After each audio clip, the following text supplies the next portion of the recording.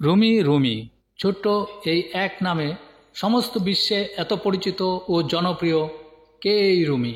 Rome সালতানাতে বসবাস করতেন, তাই এই উপাধি রুমি। রোমে তো কোটি কোটি মানুষ জন্মেছে, বসবাস করেছে, কিন্তু ৮০০ বছর যাবৎ সবাই এই নামে একজনকেই জানে। পুরো নাম জালালউদ্দিন মোহাম্মদ রুমি। জন্ম ৩০শে সেপ্টেম্বর ১২০৭ খ্রিস্টাব্দে বর্তমান আফগানিস্তানের বাল্খ শহরে, তাই তাকে জালালউদ্দিন মোহাম্মদ বাল্খিও বলা হয়। অনেকে মাওলানা রুমি ও মৌলভী রুমিও বলে থাকেন। আসসালামু আলাইকুম। ফার্সি সাহিত্য জগতে উদিত নক্ষত্ররাজির মাঝে যাদের আলোক ছটায় বিশ্ব সাহিত্য গৌরবান্বিত, জালালউদ্দিন মোহাম্মদ রুমি তাদের অন্যতম। প্রাচীনকাল থেকে এখন পর্যন্ত যেসব কবি কাব্য সাহিত্যের কারণে ইতিহাসে অমর হয়ে আছেন, তাদের মধ্যে অন্যতম একজন হলেন ফার্সি ভাষার সুফি কবি মাওলানা জালালউদ্দিন মোহাম্মদ রুমি। ফার্সি সাহিত্যে একটি প্রবাদ প্রচলিত আছে যে ৭ জন কবির সাহিত্যকর্ম রেখে যদি বাকি ফার্সি সাহিত্য দুনিয়া থেকে মুছে ফেলা হয়, তবুও ফার্সি সাহিত্য টিকে থাকবে।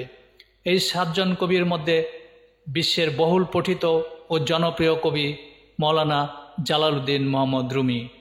বাকি ৬ জন হচ্ছেন ফেরদৌসি, হাফিজ, নিজামি, শেখ সাদি, রুদাকি এবং আব্দুর রহমান জামি। আমরা ইতিমধ্যে আরও ২ জনের সংক্ষিপ্ত জীবনীর ভিডিও প্রকাশ করেছি। আশা করি বাকি ৪ জনেরও সংক্ষিপ্ত জীবনীর ভিডিও প্রকাশ করব ইনশাল্লাহ। জীবনী।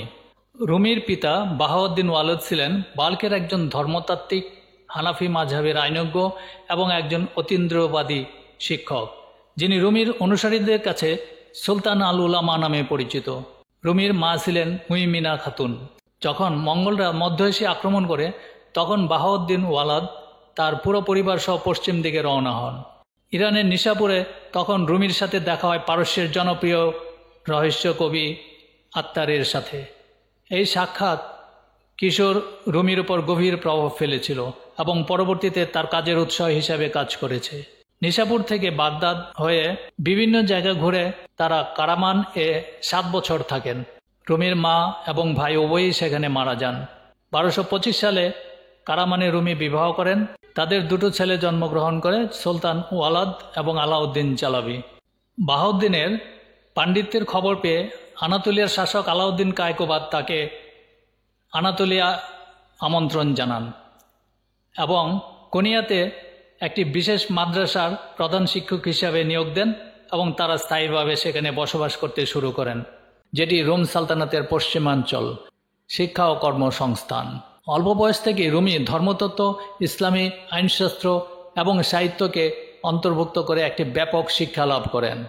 বাহাউদ্দিনের একজন ছাত্র সৈয়দ বুরহানুদ্দিন মুহাক্কিক তিরমিজি রুমিকে শরিয়া এবং তরিকা সম্পর্কে শিক্ষা দিতে থাকেন। ৯ বছর ধরে তিনি সুফিবাদ শিক্ষা গ্রহণ করেন বুরহান উদ্দিন এর শিষ্য হিসাবে। এরপর রুমি একজন ইসলামী ফকি বা আইনজ্ঞ হিসাবে ফতোয়া দিতে থাকেন এবং কোনিয়ার মসজিদে নৈতিকতা সম্পর্কে বক্তৃতা দিতে থাকেন। রুমির বয়স যখন ২৫ বছর, তখন তার পিতা মারা যান। উত্তরাধিকার সূত্রে তিনি তার পিতার পদ পান একজন ইসলামিক মৌলভী হিসাবে। তিনি মাদ্রাসাতে একজন মৌলভী হিসেবে কাজ করেন এবং তার অনুগামীদের শিক্ষা দিতে থাকেন। সাধুতে রূপান্তর। বিখ্যাত অতীন্দ্রবাদী ভবঘুরে দরবেশ শামস তাবরিজি এর সাথে সাক্ষাৎ হয় ১৫ নভেম্বর ১২৪৪ সালে, যেটি তার জীবন সম্পূর্ণরূপে বদলে দেয়। একজন সুপ্রতিষ্ঠিত শিক্ষক এবং আইনজ্ঞ থেকে রুমি একজন সাধুতে রূপান্তরিত হন। শামস তাবরিজি রুমিকে আধ্যাত্মিক কবিতা লেখার জন্য অনুপ্রাণিত করেন। কালের আবর্তনে জালালউদ্দিন রুমি হয়ে ওঠেন ফার্সি সাহিত্যের শ্রেষ্ঠ সুফি কবি। আলোড়িত করেন বিশ্ববাসীর হৃদয়কে, অনুপ্রাণিত করেন ভাষা বর্ণ কালের ঊর্ধ্বে উঠে মানুষের মননকে। আজও পৃথিবীর অসংখ্য ভাষা অনুদিত হয়ে মানুষের অন্তরে সারা জাগিয়ে আসছে তার কবিতা। শামস তাবরিজি এমন একজনকে খুঁজছিলেন, যিনি তার আধ্যাত্মিক এবং অতীন্দ্রিয়বাদী দীর্ঘ সাধনার প্রাপ্ত নিগূঢ় রহস্য নিজের মৃত্যুর পূর্বে তাকে বুঝিয়ে দিয়ে যেতে পারেন। তিনি রুমির সন্ধান পেয়ে দামেস্ক থেকে কোনিয়ায় আসেন। তাদের প্রথম সাক্ষাৎ নিয়ে অনেক কিংবদন্তি প্রচলিত আছে।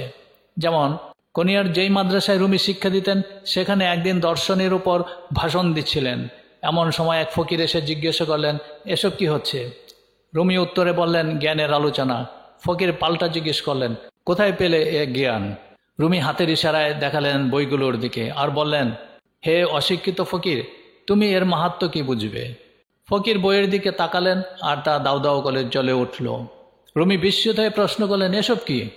ফকির জবাব দিলেন, হে মূর্খ মাওলানা, এটা আত্মার শক্তি, তুমি এর মাহাত্ম্য কি বুঝবে?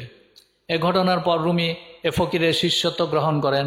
আর ফকির ছিলেন অসামান্য জ্ঞান সাধক শামস তাবরেজ। বলা হয় দরবেশ শামস তাবরেজের সাথে সাক্ষাতের পূর্বে রুমি এত বড় মাপের কবি ছিলেন না, এবং শামস তাবরেজের মৃত্যুর পর তার শোকে তিনি স্বভাব কবির মতো অনায়াসে মুখে মুখে গজল ও কবিতা রচনা করতে শুরু করেন, আর তা তার শিষ্যরা লিখে রাখতেন, যা পরে দেওয়ানি কবির বা দেওয়ানি শামস তাবরেজি গ্রন্থে সংগৃহীত করা হয়। দেওয়ানি শামস তাবরেজি গ্রন্থে রুমি শামস এর জন্য তার ভালোবাসা এবং তার মৃত্যুতে শোকের প্রকাশ করেছেন। মসনবী লেখার পিছনে শামস তাবরেজির মৃত্যুর পরে রুমি আরেকজন সঙ্গী খুঁজে পান, সালাউদ্দিন ই জারকুব, যিনি একজন স্বর্ণকার ছিলেন। সালাউদ্দিনের মৃত্যুর পর রুমির কেরানি এবং প্রিয় ছাত্র হুসাম এ চালাবি রুমির সঙ্গীর ভূমিকা পালন করেন। একদিন তারা কোনিয়ার বাইরের একটি আঙ্গুর খেতে বিচরণ করছিলেন। তখন হুসাম রুমিকে একটি ধারণা বলেন, যদি আপনি একটি বই লিখেন, যেমন সানাইয়ের এলাহিনামা বা আত্মারের মাতিকুত্তাইর এর মতো, যেটি অনেকের সঙ্গ দেবে। রুমি মুচকি হাসলেন এবং এক টুকরা কাগজ বের করে তার মসনবীর প্রথম 18 লাইন লিখেন। হুসাম রুমিকে বিনতি করতে লাগলেন আরও লেখার জন্য। রুমি তার পরের 12টি বছর আনাতোলিয়ায় তার সেরা কাজ মসনবীর 6টি খণ্ডের জন্য নিজেকে উৎসর্গ করেছেন। 1273 সালের ডিসেম্বরে রুমি অসুস্থ বোধ করতে লাগলেন। তিনি তার নিজের মৃত্যুর ভবিষ্যৎবাণী করেছেন এবং অনেক জনপ্রিয় হওয়া একটি গজল রচনা করেন, যার শুরু হয়, কিভাবে জানবো কোন ধরনের রাজা আমার মধ্যে আছে আমার সহচর হিসাবে? আমার উজ্জ্বল মুখে দৃষ্টি দিও না আমার বদ্ধ পাওগুলোর জন্য।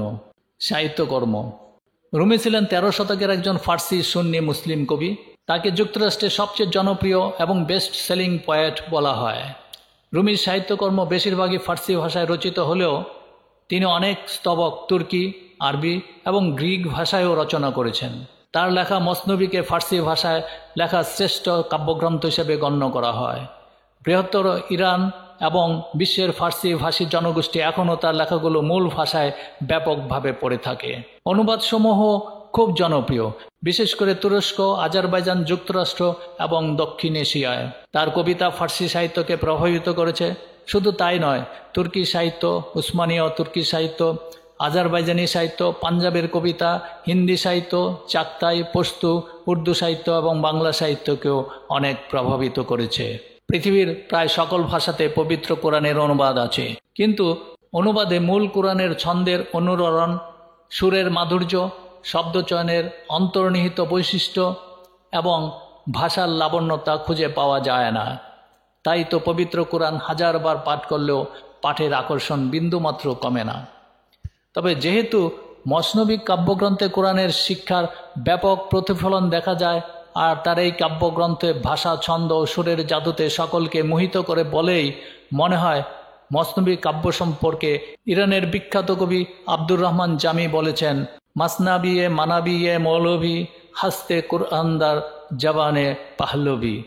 অর্থাৎ মৌলভীর আধ্যাত্মিকতা মসনবী কাব্যটি হচ্ছে ফার্সি ভাষার কোরআন।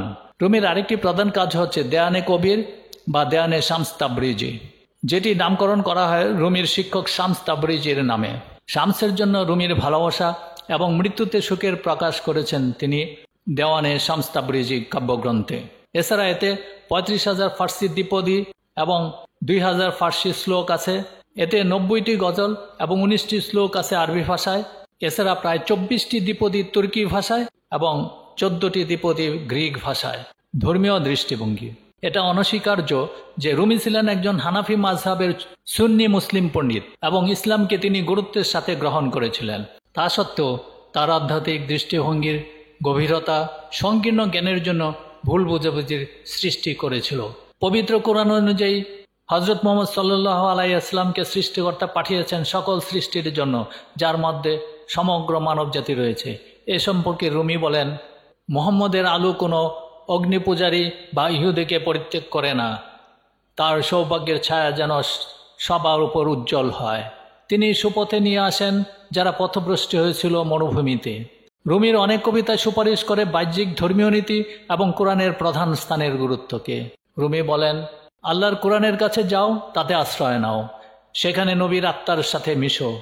বইটি বহন করে নবীর বিভিন্ন অবস্থার কথা, সমুদ্রের ন্যায় তার পবিত্র মহিমা প্রকাশ করো।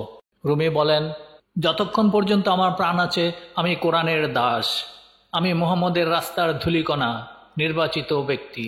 যদি কেউ আমার বলা বাণী ছাড়া অন্য কিছু আমার নামে চালায়, আমি তাকে ত্যাগ করব সে সকল শব্দের প্রতি ক্ষুব্ধ হয়ে।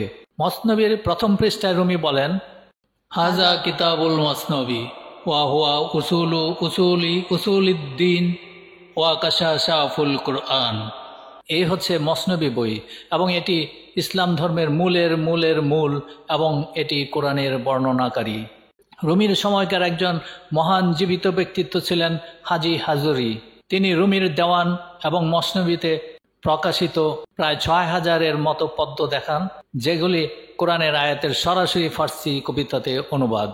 রুমির উদ্ধৃতি, মোমবাতি হওয়া সহজ কাজ নয়, আলো দেওয়ার জন্য প্রথম নিজেকেই পড়তে হয়। তোমার জন্ম হয়েছে পাখা নিয়ে, ওড়ার ক্ষমতা তোমার আছে, তারপরও খোঁড়া হয়ে আছো কেন? গতকাল আমি বুদ্ধিমান ছিলাম, তাই পৃথিবীটাকে বদলে দিতে চেয়েছিলাম, কিন্তু আজ আমি জ্ঞানী, তাই নিজেকে বদলে ফেলতে চাই। স্রষ্টার কাছে পৌঁছানোর অজস্র পথ আছে, তার মাঝে আমি প্রেমকে বেছে নিলাম। শুধু তৃষ্ণার্ত পানি খুঁজে না, পানিও তৃষ্ণার্তকে খুঁজে। অন্যের জীবনের গল্প শুনে সন্তুষ্ট হয়েও না, নিজের পথ তৈরি করো, নিজের জীবন সাজাও। নতুন কিছু তৈরি করো, নতুন কিছু বলো, তাহলে পৃথিবীটাও হবে নতুন। ঘষা খেতে যদি ভয় পাও, তাহলে চকচক করবে কিভাবে? সুন্দর উত্তম দিন তোমার কাছে আসবে না, বরং তোমারই এমন দিনের দিকে অগ্রসর হওয়া উচিত। মৃত্যু 17 ডিসেম্বর 1273 সালে রুমি কোনিয়ায় ইন্তেকাল করেন। তাকে তার পিতার কাছে সমাহিত করা হয়। তার কবর উপর দাঁড়িয়ে আছে যা বর্তমানে মাওলানা মিউজিয়াম, যাকে ইয়াসিল তুর্ব বা সবুজ সমাধি বলা হয়। তার সমাধি ফলকে লেখা, যখন আমি মৃত, পৃথিবীতে আমার সমাধি না খুঁজে আমাকে মানুষের হৃদয়ে খুঁজে নাও। মৌলভী সুফি ক্রম। মৌলভী সুফি ক্রম প্রতিষ্ঠা করেছে রুমির শিষ্যরা 1273 সালে তার মৃত্যুর পর। এই ক্রমের প্রথম সফল প্রতিষ্ঠাতা ছিলেন হুসাম চালাবি এবং রুমির ছেলে সুলতান ওয়ালদ, যিনি মসনবী রবনামা বইয়ের জন্য পরিচিত, এবং তাকে এই ক্রমের প্রধান করা হয়। মৌলভী ক্রমে সুফিরা ঘূর্ণয়মান দরবেশ নামে পরিচিত, যারা সামার মাধ্যমে জিকির করে। মৌলভী ক্রমের কেন্দ্র হচ্ছে কোনিয়া। রুমির 800তম জন্মদিন পালন উপলক্ষে ইউনেস্কো 6 সেপ্টেম্বর 2007-এ রুমির স্মৃতি রক্ষা উৎসব পালন করে। ইউনেস্কো রুমির নামের পদক ঘোষণা করে, যাতে রুমির উপর গবেষণা, রুমির চিন্তা এবং আদর্শ প্রচার করে তাদের উৎসাহিত করার জন্য। রুমির 800তম জন্মদিন পালন উপলক্ষে 2007 সালে 30 সেপ্টেম্বর ইরানে স্কুল বেল বাজানো হয়, সারা দেশ জুড়ে মৌলানাকে সম্মান প্রদর্শনের লক্ষ্যে। একই বছর ইরানে 26 অক্টোবর থেকে 2 নভেম্বর পর্যন্ত রুমি সপ্তাহ পালন করা হয়। তেহরানে একটি সম্মেলন অনুষ্ঠিত হয়। এটি উদ্বোধন করেন ইরানের রাষ্ট্রপতি এবং ইরানের সংসদের চেয়ারম্যান। 29টি দেশ থেকে পণ্ডিতরা সেখানে যান এবং সম্মেলনে 450টি নিবন্ধ উপস্থাপন করা হয়। তুরস্কে রুমির প্রতিকৃতি সহ 1978 সাল থেকে ধাতব মুদ্রা এবং 1985 সাল থেকে 5000 লিরার নোট প্রচলন করা হয়। ধন্যবাদ।